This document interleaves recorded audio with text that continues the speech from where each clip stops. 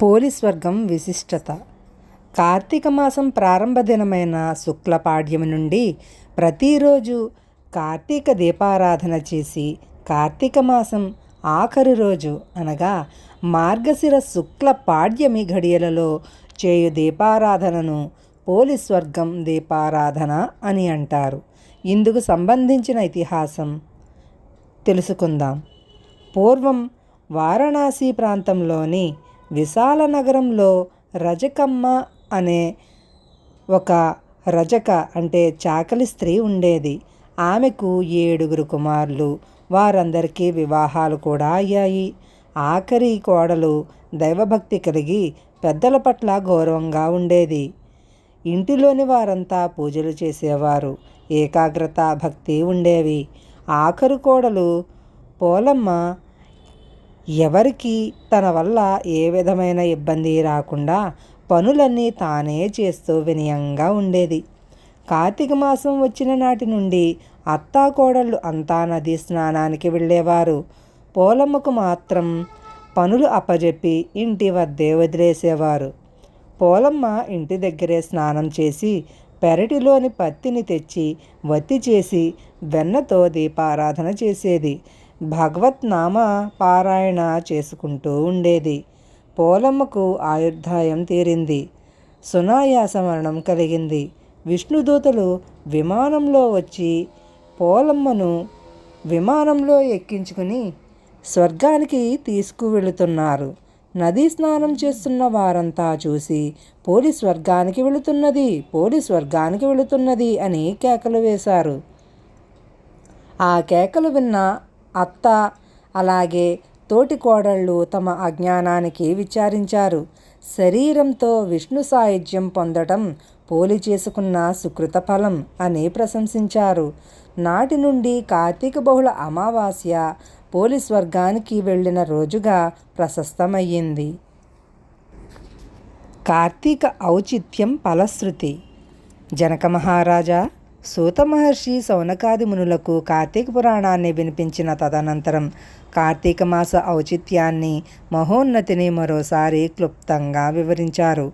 కల్మషహారము మోక్షదాయకం సుఖ సంపదలను సమకూర్చున్నది అయిన ఈ కార్తీక వ్రతం స్నానం, ఆరాధన, ధ్యానం, దానం, ఉపవాసం, శ్రవణం, పఠనాదులతో గొప్ప పుణ్యవ్రతము. ఇది అంటే ఈ మాసం హరిహరులిద్దరికీ ప్రీతి అయిన నెల. ఈ నెలలో శివకేశవుల పూజలు పునస్కారాలకు ఆస్కారం కల్పించబడింది. తదితర కాలాలలో శివారాధన ఉత్సవాల వేళల్లో, కేశవారాధన ఉత్సవాదులలో శివపరమైన కార్యక్రమాలు నిర్వహించడం కాదు, కానీ ఈ కార్తీకంలో ఉభయులను ఆరాధించడం వల్ల ఉభయుల అనుగ్రహాన్ని పొందడం మనకు జరుగుతుంది.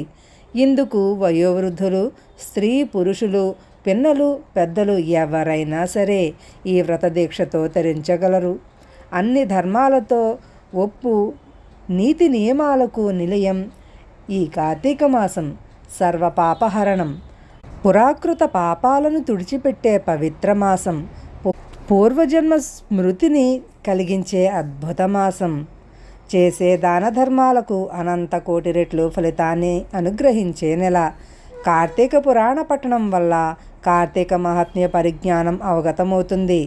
సంసారులు తరించగల తరుణ పూజలు, పునస్కారాలు, వ్రతక్రతు దానాలతో శుభప్రదమై అలరారు మాసం ఈ కార్తీక మాసం. స్మరణ మాత్రంగా ముక్తిని ప్రసాదిస్తుంది.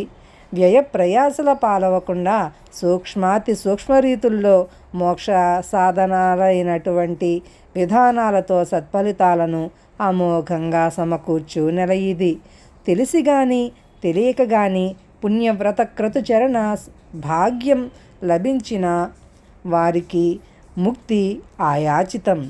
స్వల్పబుద్ధితో, ఈర్ష్యాద్వేషాలతో, నిర్లక్ష్యంతో వ్రతాలను, వ్రతాచరణలను ద్వేషించువారు, కార్తీక వ్రత దీక్షలను చులకన చేయువారు పడరాని కష్టముల పాలై ఇహానికి పరానికి చెడిన వారై నరక యాతలను అనుభవిస్తారు. ఈ మాసం ప్రారంభమైన శుక్లపాడ్యం నుండి చన్నీటి శిరస్నానం నదిలో కానీ చెరువులో కానీ చేయాలి. అలా చేయకుండా ఆహారం తీసుకోరాదు. ఆలయాలలో స్వామి సన్నిధానం వద్ద దీపారాధన దీపదానం చేయాలి. నీలాహారం కానీ ఏకభుక్తం కానీ పాటించాలి. ధన కనక కన్యాదాన గోదానాలు అగుణిత ఫలితాన్ని ఇస్తాయి. అన్నదానాలు, వన సమారాధనలు, వ్రతాలు, పురాణ పఠనాలు పుణ్యప్రదాలు. వృద్ధులు, పసివారు, ఆరోగ్యవంతులు ఎవరు కానీ ఎందువల్ల కానీ ఈ కార్తీక వ్రత నియమాలు పాటించలేని వారు కనీసం కార్తీక మాసంలో ఏకాదశి నాడు కానీ లేదా ఏ ఒక్కరోజు కానీ అనుసరిస్తే ధన్యులవుతారు. పురాణ పఠనం విన్నా పునీతులు అవుతారు. మనసున ఈ వ్రతాలు, దానాలు, పూజలు, నిష్టలు అనుసరిస్తున్నట్లు భక్తితో తలచినా కూడా తరిస్తారు.